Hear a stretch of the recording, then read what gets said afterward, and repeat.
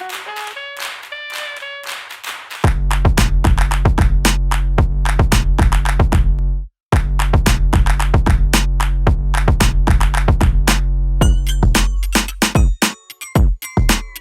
right, welcome you all. What's up? This is Jeff Johnson, and welcome to Ebony Power 100 Talks, supported by Cadillac.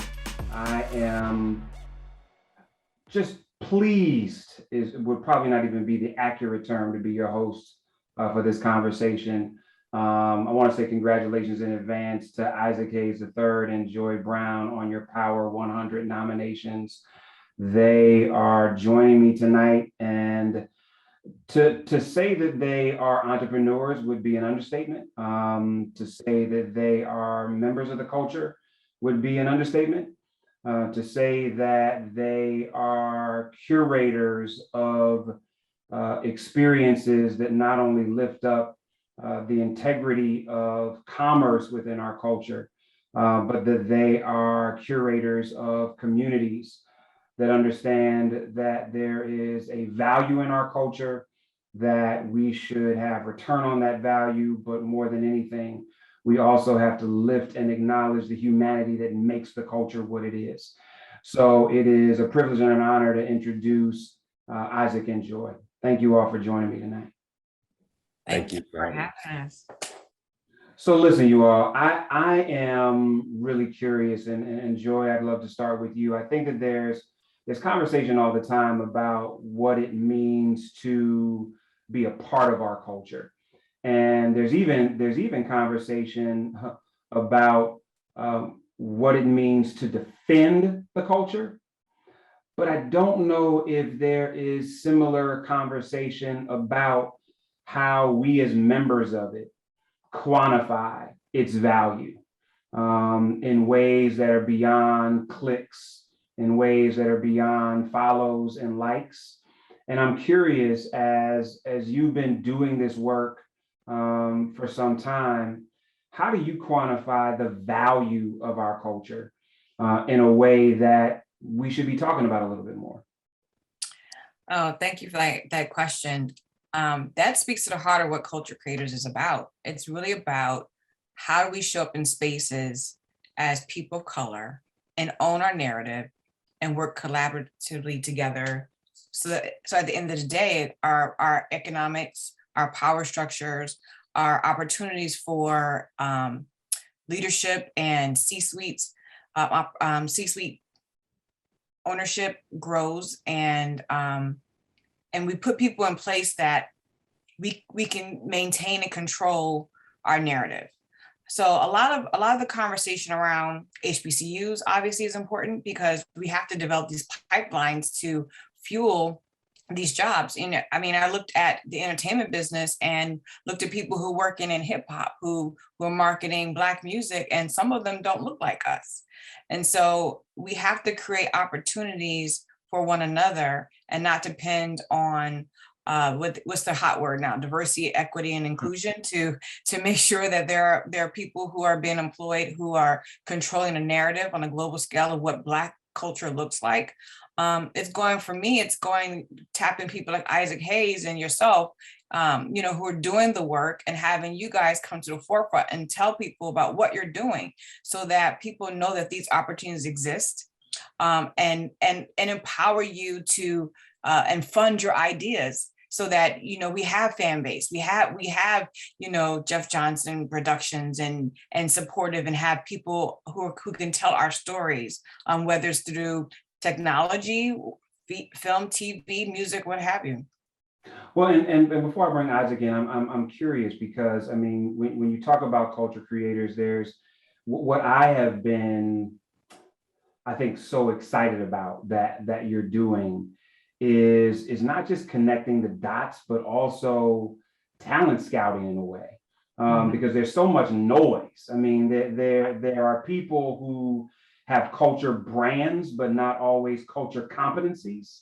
And you have people that have culture notoriety, but don't have the ability to effectively merge monetization and connectivity. And so I'm curious about, like, without giving trade secrets away, Like what is the way that you talent scout to effectively be able to say to partners and people in your ecosystem, you can rely on me because I'm not just trying to get what's hot and new.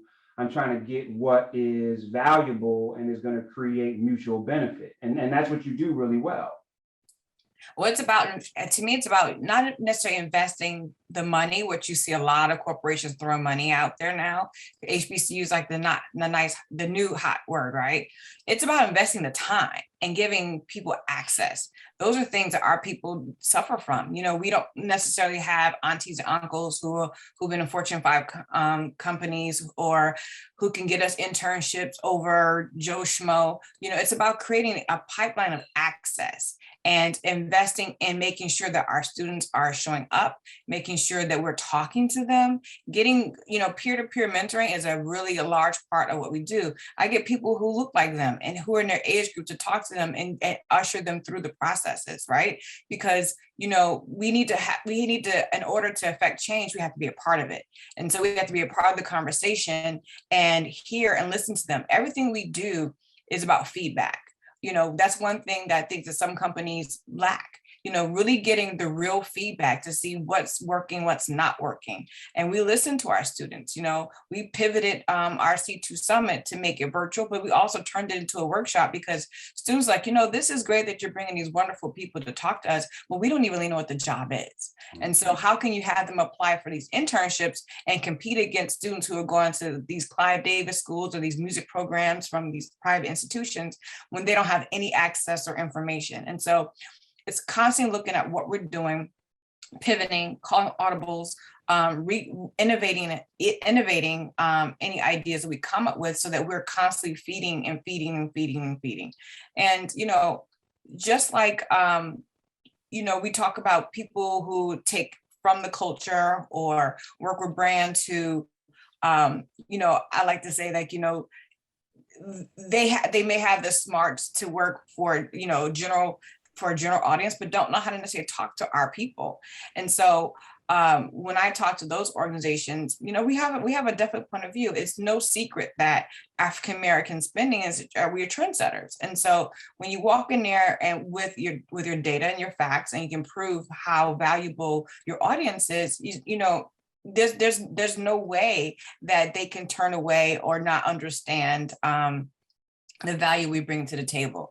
And so I think it's constantly being innovative, constantly brainstorming, constantly working with people. I can't stress that enough. I don't work in isolation. I work in community. And I think that's how we have to go about building a better tomorrow, to make sure that we have more culture creators who are running our culture and owning it. Well, and speaking of that, I mean, Isaac, you like Joy have been in this business a long time, and I'm just curious. I mean, I think people talk about democratization of the industry and democratization of content all the time, but seldom, in my opinion, do all of the tools of democratization actually give power and agency to those who didn't already have it. It normally just kind of flips from one vehicle to another. Mm-hmm. And so fan base to me has been something that's attempted to disrupt that. I'm curious if you can, one, talk specifically about why you created fan base and how you believe it's democratizing this industry in a way that previous tools haven't. Thank you for the question. Well, I think fan base offers democratization to distribution, which is something that most platforms appear to have, but they really don't. And what I mean by that is, you know, most social media platforms are ad-based platforms. They're built off advertising, and that's how they make their money.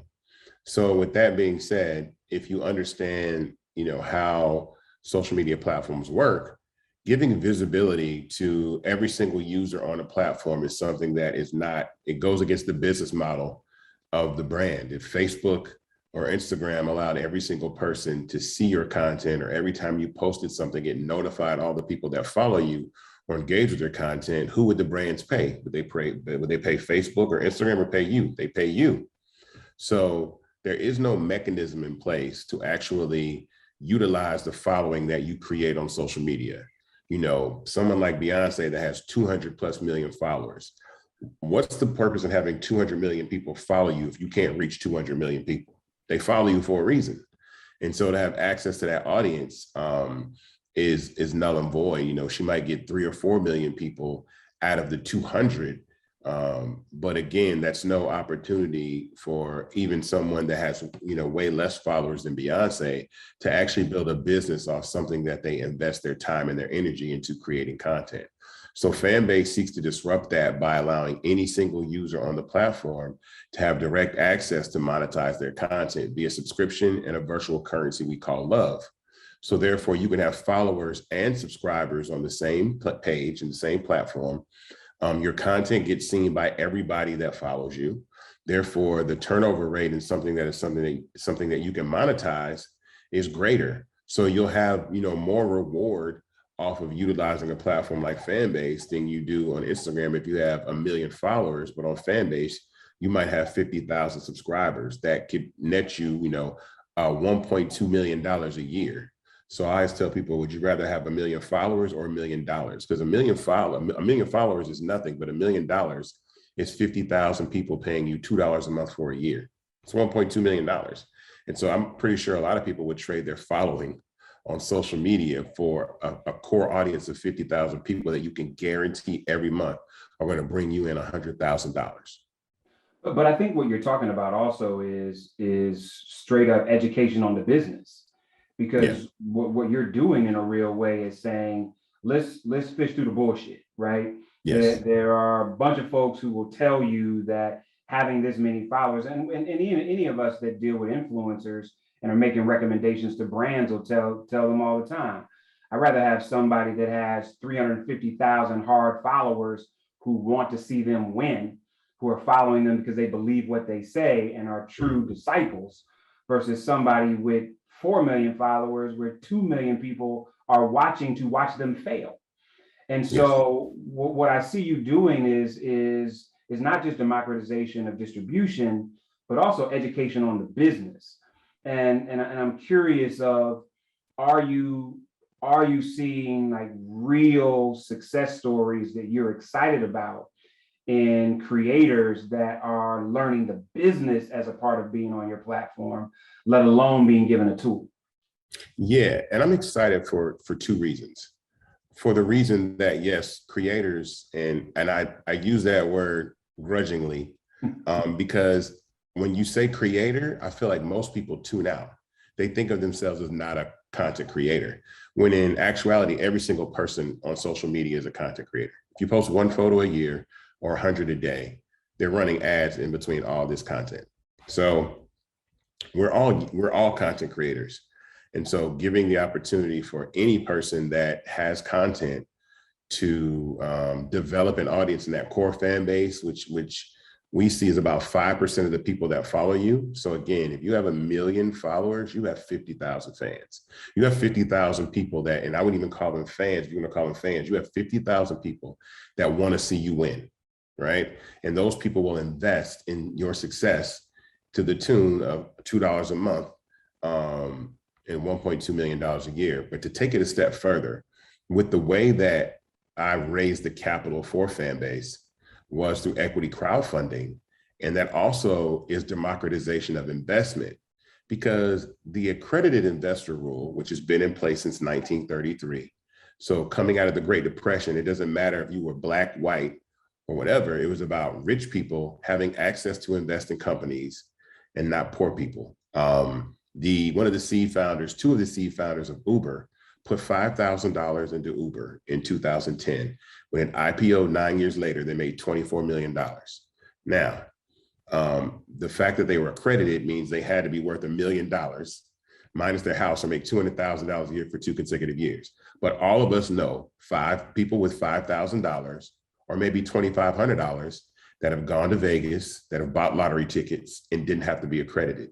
So I think the accredited, when people really examine how the accredited investor rule has really robbed people from the American dream, why can't somebody with $5,000 invest in Uber and Instagram and Facebook and take a chance? You know what I'm saying? So the fact that these people over 5,000 people were able to take a chance on a tech startup like Fanbase and invest as little as $256 to have a piece of the American dream and invest is really the bigger picture, I think, in this too, because as Fanbase succeeds, it'll serve as a model for other people to raise capital for their businesses and allow people to say, look, if I want to create a barbershop, a business, a film company, I can raise the money from the community and the community invests in that business. And then that's the only barbershop we go to. That's the only grocery store we shop at, and we can fuel our businesses that way. So democratization of distribution and investment are really the two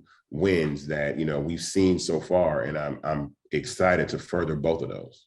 Yeah, no, and I really appreciate you breaking it down that way.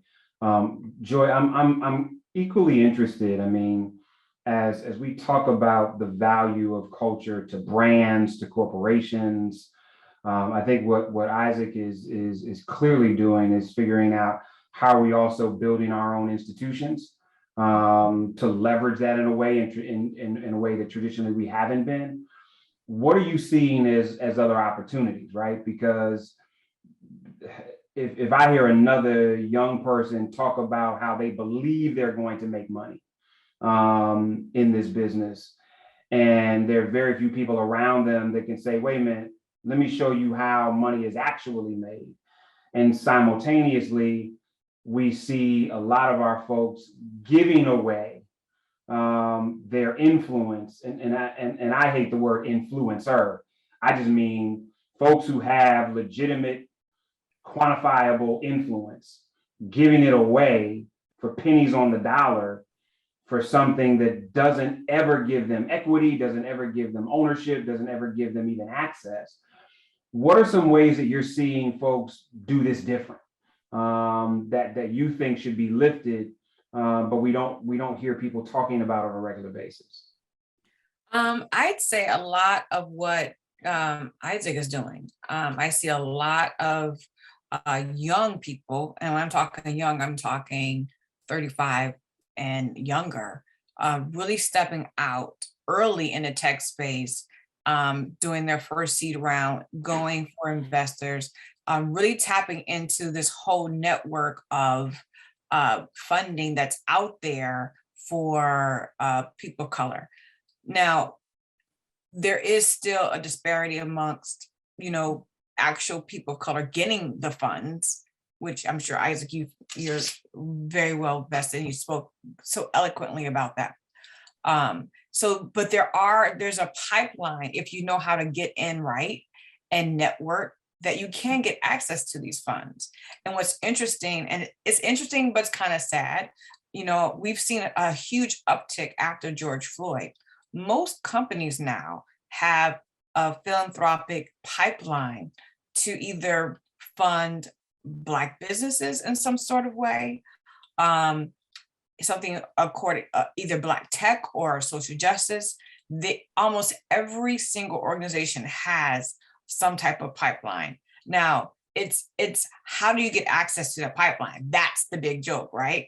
Because it's great that it's there and it's great that we hear about it, but how do we really infiltrate and get those dollars? And that's where I'm seeing the divide happen, because we have young people who are entrepreneurs or have these great organizations or tech startups that don't even know that there are opportunities in these different areas, because it seems as if the organizations that are historically funded through grants and donations, they're used to tapping into pipelines. They know how to talk, walk the walk, and put in the proper paperwork. Where we're seeing the disparity is that there are young people even not even necessarily young people, but there are people who are not necessarily customary operating in that space, unable to get access to those funds. And so that's an area where we have to start to have more conversation about. I mean, I left Warner Music Group and we have a social justice fund, and I can't tell you the amount of people who called me trying to figure out how to get into that fund. And it wasn't that it was a secret, it's just that our people aren't used to having to go that way go that direction for access to money and pipeline. But isn't that also a double-edged sword? Because I agree with every single thing you said. But the problem that I have is that these funds, while they exist and as difficult as they are, and to some degree as ambiguous and arbitrary as they are still charity. Yeah. And so we are looked at as charity cases versus legitimate sources of investment and partnership. And so how do we run, don't we run the risk of subjecting some of our most brilliant minds to position themselves as charity versus the same education we need to give them on access to a charitable fund is the same education process we need to get them either set up as a bankable business or a fundable venture business. And so I'm just curious about how you think about that, because I'm just tired of elevated charity and philanthropy that really is just a cloak for how do we devalue you before you start. Listen, you preaching to the choir, because I'm going through the very same issue with culture creators. People are like, oh, this is such a good idea. Are you a 501c3? I'm like, no, I'm a for-profit.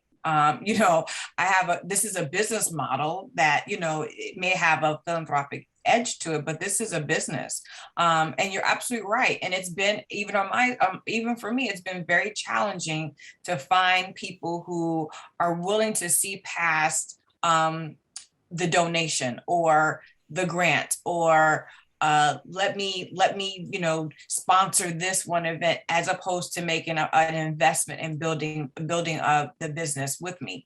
I will be honest to tell you the truth, I have not figured that out. On the brand side, it's easy to say, I've had several companies who've come to me and it's like, I want to be your partner. But again, it tends to either be from tapping into the DEI space because they have a quota to fill and need some type of guardrails to their metrics they have to deliver on. Or it's like, again, like you said, it's the charity side. It's, let me do a donation. Let me figure out how to get it from here.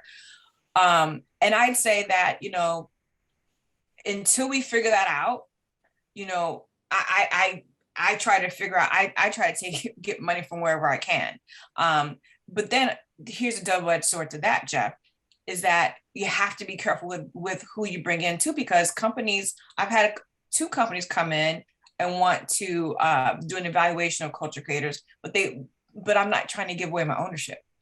And so we have to figure that out too, because that's a slippery slope. You come in and you get these people who want to make an investment, but then you end up being a minority owner. And I think we have to be very, very careful of the paperwork and the conversation around that as well.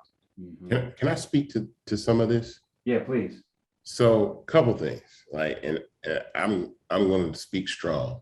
I think first and foremost, the value of our culture is separated from us and then passed through infrastructures we don't own, right? And so I was having a conversation about this actually on Fanbase this morning in one of our audio rooms. And I'll ask you all this question, the same question.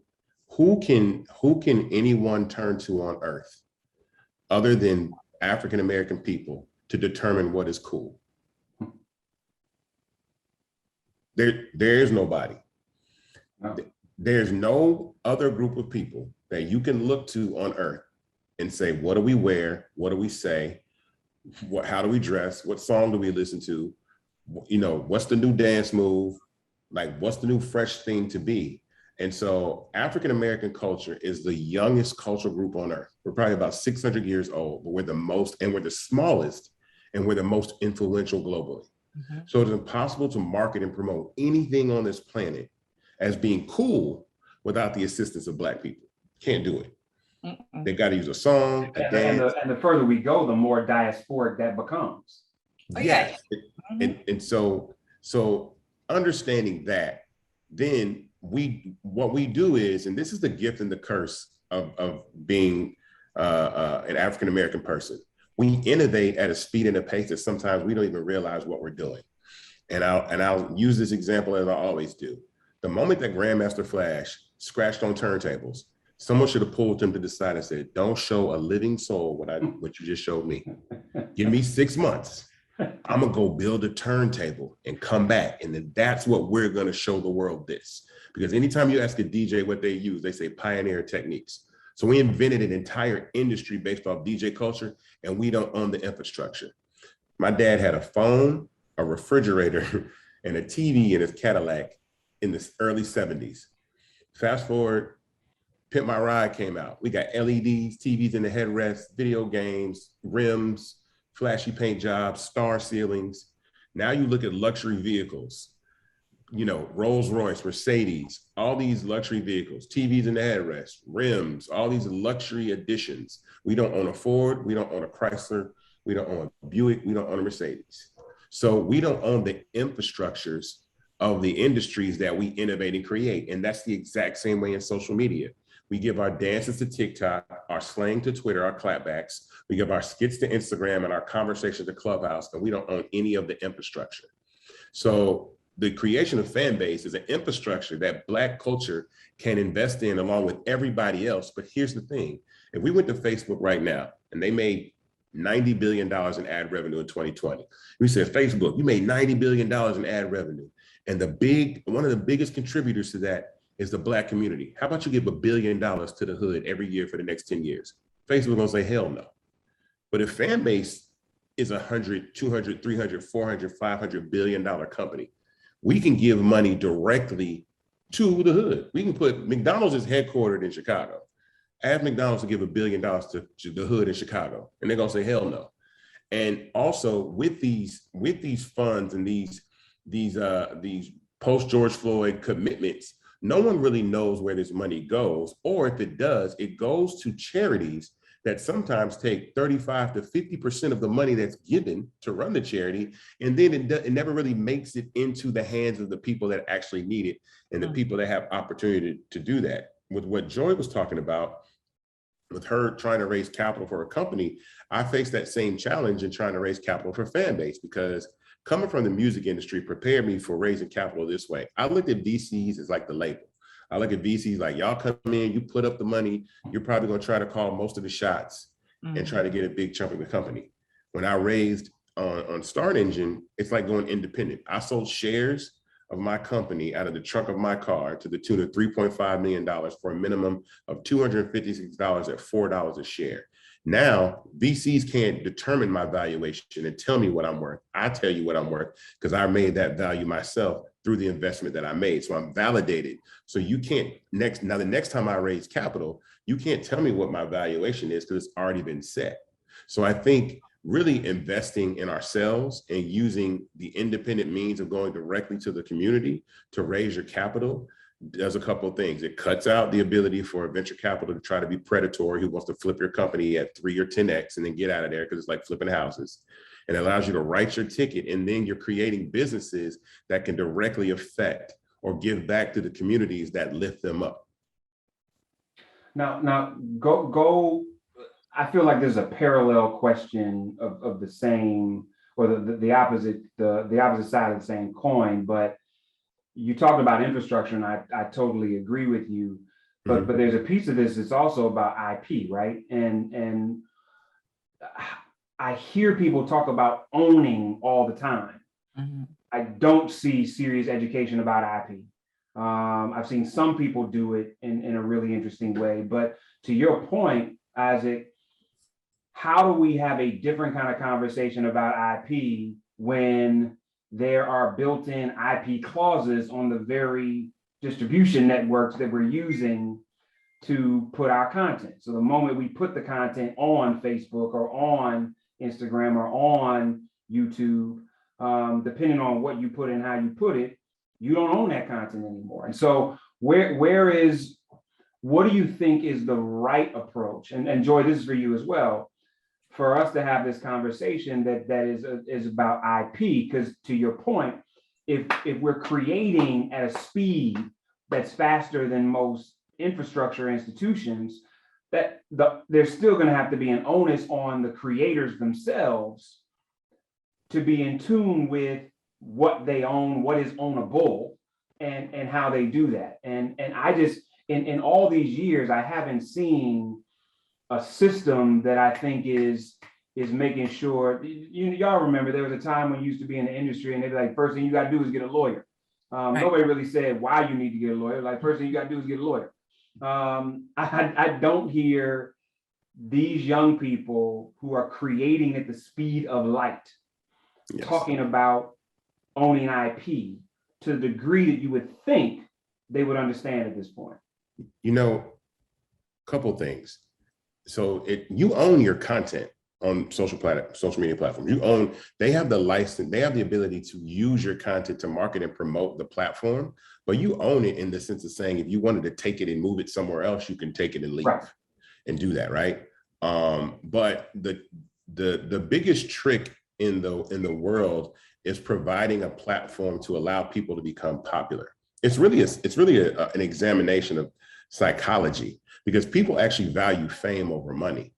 And social media gives people the opportunity to become famous. And then they look at fame and visibility as a pathway to riches, right? When really that isn't the way. So meaning these kids are giving an enormous amount of content to these platforms. They're shoving, I think it's like 4 billion pieces of content a day globally that we use on social media. So imagine 4 billion pieces of content a day are being created, and ads are being run through all of this stuff. And everybody's on this chase, this wheel to try to get to 1 million followers, 5 million, whatever. I can get a brand endorsement. Maybe I'll get on Wild 'N Out. Maybe I'll wind up in a movie or get an agent in Hollywood and get some commercials. When really it's to strip away all that and say, look, like, I'm going to focus in on this individual fan base and this individual audience that I have, and monetize that. And it's hard to deprogram people who are invested in platforms that they've been using for almost 11 years now. 13. If you've been on Facebook,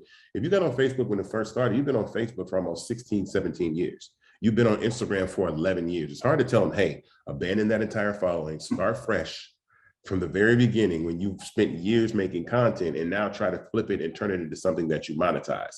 The future, the youth of this country and the world are the ones that will benefit the most, because they are becoming more savvy and understanding the value of what they do create. They're the ones that are going to benefit the most. I agree with what Isaac said. I mean, I think there is a slow movement that's building and it's gaining momentum about young, especially Black creators on TikTok, right? You hear about them being dissatisfied with the platform, and they are looking for ways to make sure that they own their IP and are monetizing and their content. And there are also other smaller tech companies that I have had conversations with that are trying to do this one-stop shopping, teaching young people how to own IP, load your content into this engine. So it's like it's a cookie or it's earmarked. So when the content goes out, it can be traceable, trackable, so that you can monetize across all the different platforms. So there's different ways to do it. Is there enough conversation around that? No, there's not. I find that I think to what Isaac talked about. And Joy, as you go on, I'm interrupting you, but I'm not. Does that become generational? Is it like Gen Zers kind of get that intuitively because they're living in this space in a different way? Or do you not see it as generational? You see I see it. along the line. I definitely see it as generational. I think that the young people, because they live and breathe it, and that's part of like really that's their DNA. That's how they communicate. I have kids, and they talk to their friends through Instagram. They don't call each other, so that they're in that ecosystem and they live it and they breathe it. And so they're seeing like my kids got off TikTok because they don't like the way that the Black creators were being treated, so they got off the platform. And so they're also the robust consumers. The way they consume content is rabid. You can't keep up. And so they're constantly innovating, changing their mind, switching here. It's a very finicky group. And so they're the ones who are really, to me, leading the charge. Okay, trying to figure out where to go so they control their content and that they own it and they can monetize on it. Now, the flip side of it is you do have those who are, I would say, who are on the corporate side seeing these trends, right? Because it's our job to watch the trends and watch how people consume content. It's all data. Everyone lives off of data, right? And so looking at how this trending is changing is also spearheading, like, again, I said, these startups that are trying to figure out how to create these platforms that content creators, especially Black creators, can go and upload their content and automatically watermark it, so that when it goes on these various platforms, it's already synced to their ownership. And it comes with, it's almost like a legal Zoom, for a lack of a better, a rocket lawyer, for a lack of a better example, that it's a one-stop shop, which is you'll start to see more of those pop up as these young people get more disgruntled with these platforms and figure out how to monetize their content. There's another layer to this too, which is, in examining this business, I noticed that white creators charge and Black creators give away their content for free. And what I mean by that is, if you go on Patreon, right, and look at the top 100 Patreon creators, almost 99% of them are white, and they have very small audiences of 36,000 people, 38,000 people, and they're making $167,000, $187,000 a month. They don't look at content the way that we do, which is, we are afraid to charge for our content out of fear of looking like we're broke or we're begging, like we need it, like we need some sort of charity, when we're just really, we want to be hot and fly, but to an exhaustive extent that, after a while, there's no way to build a sustainable business on this. And the reason why content monetization in places like TikTok or platforms like that and social media is really, really important is because the benefactors of this, who are giving away their content for free, one, are not creating the music that they dance to, and two, they're not creating the dances. So it's like some kid that's in their 2-bedroom apartment with their family in Atlanta, Georgia, that makes a dope dance challenge that gets paid $800 by the label, and then some brand comes along and pays Addison Rae or Charlie D'Amelio, $100 grand to do the exact same thing that someone else created, is like ridiculous, because they didn't make the dance or the song. So they're just mimicking culture that they didn't invent. And it's not their fault, because that's what TikTok is for. It's for everybody to create content and share and do the challenges and stuff like that. The problem is, when these brands get into play, they don't reward the original creators of this content, and they uplift. And then with the shadow banning and the racist practices of TikTok with the algorithm, it suppresses the creators that really deserve the spotlight, and then highlight the ones that mimic it. And so there has to be a breaking point. And I feel like the more people get banned from Instagram, the Lil Duvals who gets his page taken, or these people that get their content stolen or put off the platforms, is beneficial to fan base, because at some point enough is going to be enough, and the dam's going to break, and everybody's going to leave. If everybody Black left all these social media platforms tomorrow, they would have no value. They would be worthless.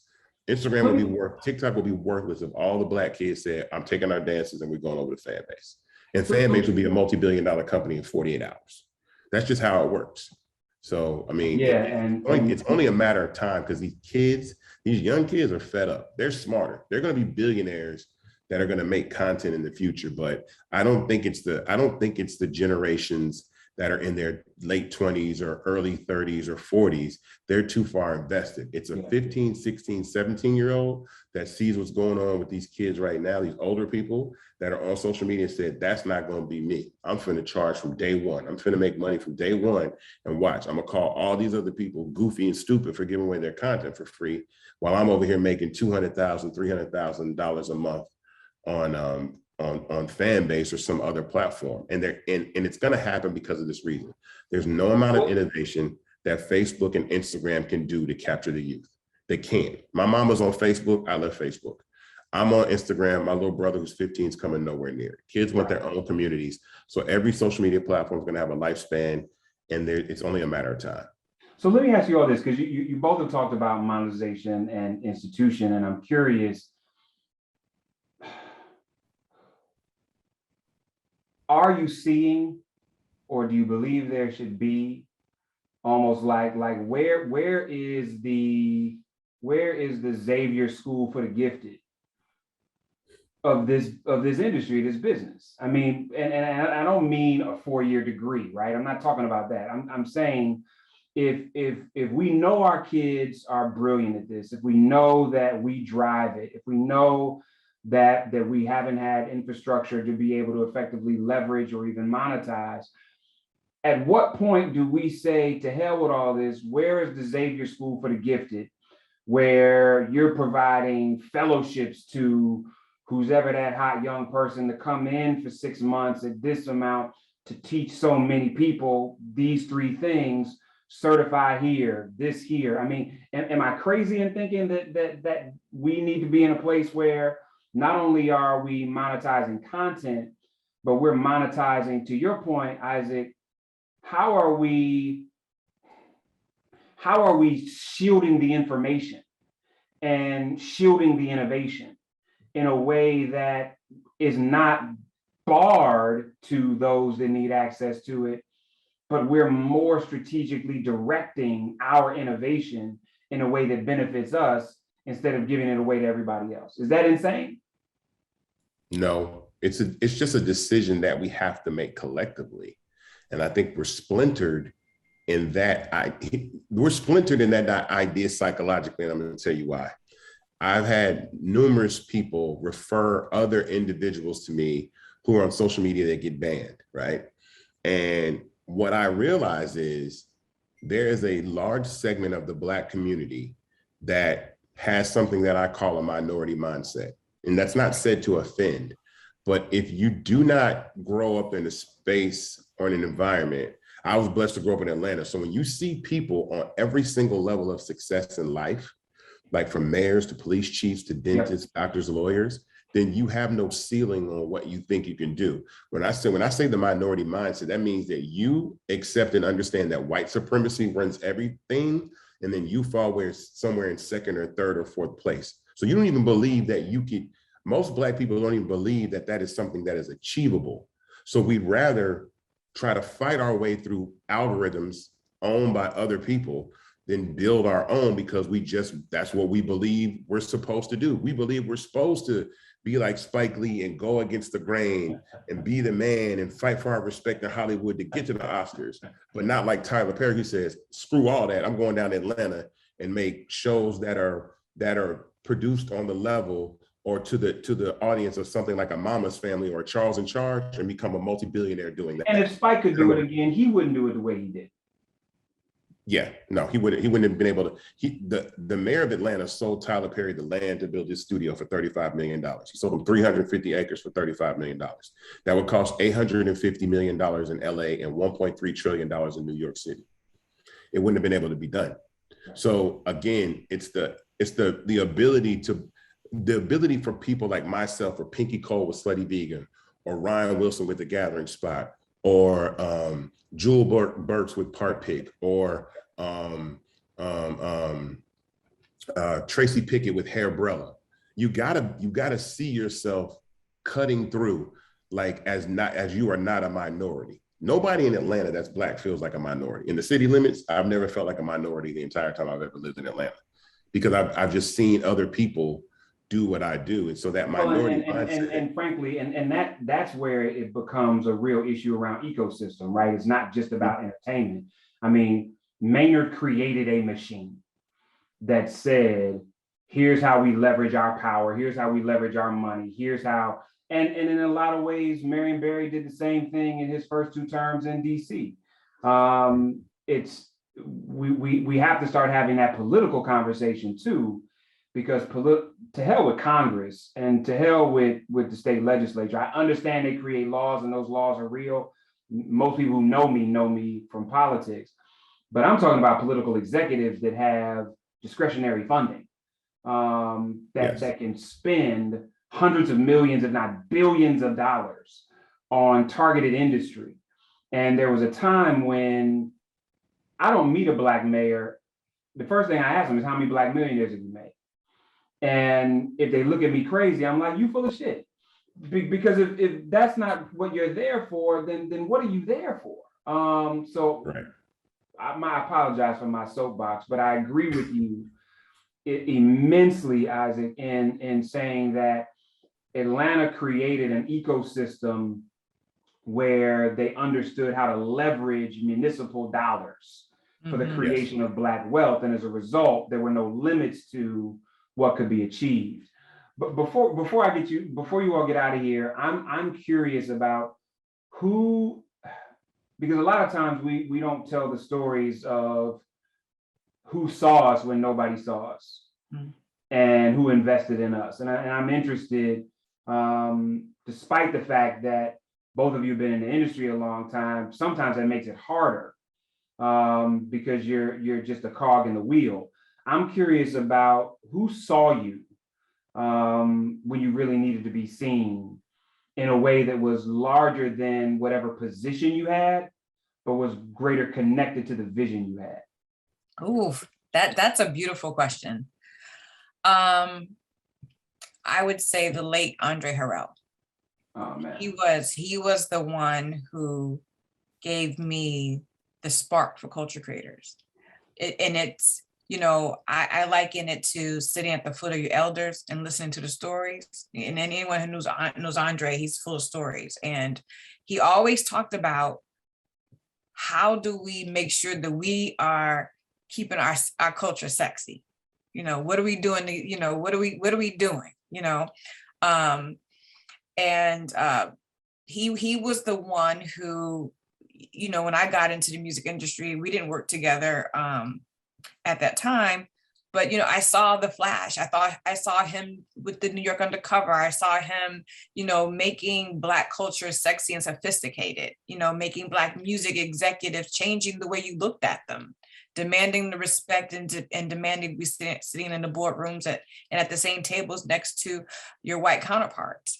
And so it inspired me to push open doors that were closed to me. It inspired me to say that, he always had his phone was always available for me. Like, I remember, I can't tell you how many trademark infringements I have on culture creators, but, I would call Andre in a huff and a puff and he would say, baby girl, don't worry about it.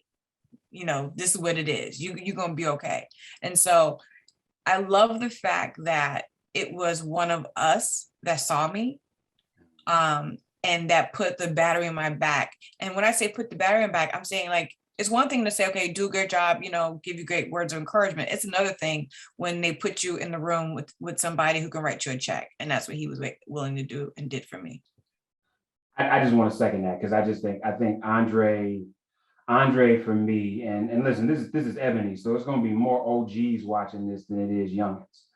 And so I loved Andre because he was an OG that wasn't scared of young people. Mm-mm. And he never saw talent and was intimidated by it. He was like, yo, this shit is dope. That kid is dope. I love her. She's incredible. He's fantastic. And you're right, he would create spaces for young talent because he just wanted to see dope shit get done. Right. And I see so many OGs that are just afraid of young people because they think in some way, shape, or form their light is going to dim them. And so I really want to celebrate and second that, because he was one of the few that I never, and not to say that he didn't, I mean, I'm not trying to deify him, but every time I saw him see talent, he got excited. Right. And he wanted them to win, whether he was connected to it or not. There are so many people that got in rooms that didn't know it was Andre that got them in the room. Because he was somewhere and was like, yo, you ever seen this kid, blah, blah, blah, blah. Let me show you, you should use them. I can't tell you how many people he recommended to me. And when I asked the people, did you know Andre? He was like, I didn't even know Andre knew me. So I want to celebrate that because he was just so special in that regard. Isaac, what about you, brother? 6 people, I think, that are extremely important, and I call them like my mentors, in the tech space. I'm a first-time tech founder coming from the entertainment industry. So my first, inquiry into this business of tech, I had three people by the name of Jewel Burks, who's the head of Google for startups in North America, Barry Gibbons, who's at Techstars, and Justin Dawkins, who's at Google. And three of them have a company called Collab Capital. And they would answer every question I ever had about tech and tell me, this is what you do. This is, you need a CTO, all the valuable nuggets of information that I needed to really take Fanbase from an idea to an actual company and the app that I built. They were the ones that saw the vision and said, this is a dope idea. You should go for it and do that. Once Fanbase was built, there are three Black women that are really responsible for Fanbase being able to raise this capital.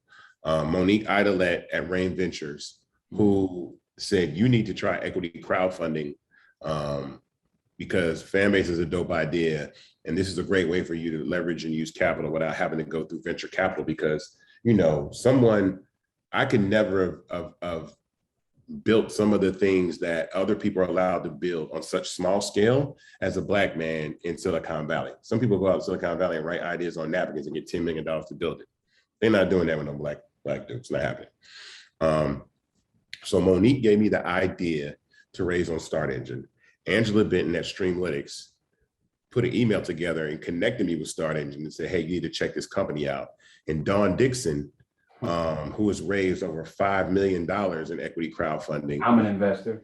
Yeah, absolutely. She's the one that coached me in how to raise, like the basics of raising capital that way, and was my coach. And so those three Black women are the reason that Fanbase was able to be funded. And I give them the credit for that because, again, I called them and had questions and they were not, they just lent their relationships and saw the vision of what we were building to be able to do that. And so I give credit to those 6 individuals. And then beyond that, I think people like Chameleonaire and Charlemagne and Snoop Dogg, who are definitely advocates and people that I can talk to that lend their voices to talk about the importance of Fanbase, that see the vision as well, are extremely important. And I thank all those guys too. And then what Will.i.am just did on The View. And I'm telling you, like Will.i.am went on The View and shouted out Fanbase, and I had no idea he was going to do it. I've never physically met Will.i.am. I've only had conversations with him like on Clubhouse and on text. And then for him to sit on national TV on a primetime show and say, if you want to alternative Instagram, check out Isaac Hayes' Fanbase, and like say it twice and make it a moment, speaks to the level of his character and his passion for supporting Black businesses too. So I like to thank him. And that's just, those are the people that absolutely have helped me. No, and I appreciate that answer on a number of levels. I mean, I'm an investor with Dawn and Angela too. I've reached out and they're just, not only are they amazing sources of information, they're selfless with it. Absolutely. If they believe that you have integrity and that you want to use it towards an end that benefits us, they just give and give and give and give. And so I really appreciate how you framed getting to the creation of, and then from creation to, because a lot of people don't understand that trajectory either. And sometimes what gets you to start doesn't get you to scale. So those two sets of folks are essential. Listen, you all, I would love for you to end with what is the one piece of advice? Because there are a ton of folks watching that are either one, interested in how to monetize their content or how to leverage their content, and two, I think there are a lot of folks that are interested in nation building and how do we become more effective at nation building. And so, one piece of advice that you would give that you think anybody listening, if they didn't hear anything, you need them to know this before we get out of here. Well, this is what I tell, anybody, I think, that's venturing into business is really value your youth, right? Mm-hmm. I feel like, Western capitalism is designed for people to party hard on the front end of life, so they have to work hard on the back end, right? And it's the exact opposite. I remember TD Jakes saying in the morning we devour the prey. In the evening, we divide the spoils. And so while you're young and you can really stay up, 24 hours to really focus on your dreams, don't spend it in a nightclub or chasing girls or trying to go on vacation everywhere and posting photos. Really use your time. Really use your time to build your business, because that was my blueprint. I worked really, really hard as a young man and sacrificed a lot. But I think it gave me the opportunity to pursue my dreams and be successful at a period in my life where I really wasn't looking at having to have a 9-to-5 job and work every day, because I spent my early years in life figuring out business, figuring out entrepreneurship and making mistakes, and had enough time to learn to create a business and be self-sustained. So while you're young, use your energy in building your business. The club ain't going nowhere. The islands ain't going nowhere. These planes are not going anywhere. You have time. So focus on that, and the reward, you will be so much more happy, when you are in your 30s and you are, you have the freedom to decide how you want to live your life, as opposed to surviving check to check or through a job that you may or may not be happy with. Yeah, that's good. Joy. Yeah. I want to add that we are built to work and live in community. And I think that one of the biggest lessons or aha moments I have, as Oprah likes to say, is that, keeping my idea to myself and hoarding it gets me nowhere. I'd rather have 20% of something fantastic and amazing than 100% of nothing. And so as you look to build your dreams and build out your businesses, talk to people, talk to people you trust. If someone wants to come in and be a partner, explore everything, take every meeting. You just never know what one conversation can lead you to. And I would actually end kind of as the bookend, Isaac, to you, which is to some of our friends in their late 30s, early 40s, even mid 40s, it's not too late to pivot. And there are some of you that have unbelievable ideas. And I'm not telling you to be foolish and leave your job without a plan. What I am saying is that whether it's Ray Kroc, who didn't start the McDonald Corporation until he was damn near 56 years old, right? Or whether it was whether it was Shonda Rhimes, who decided to start writing later in her life. Listen, there is if you have breath in your lungs, you have the ability to create.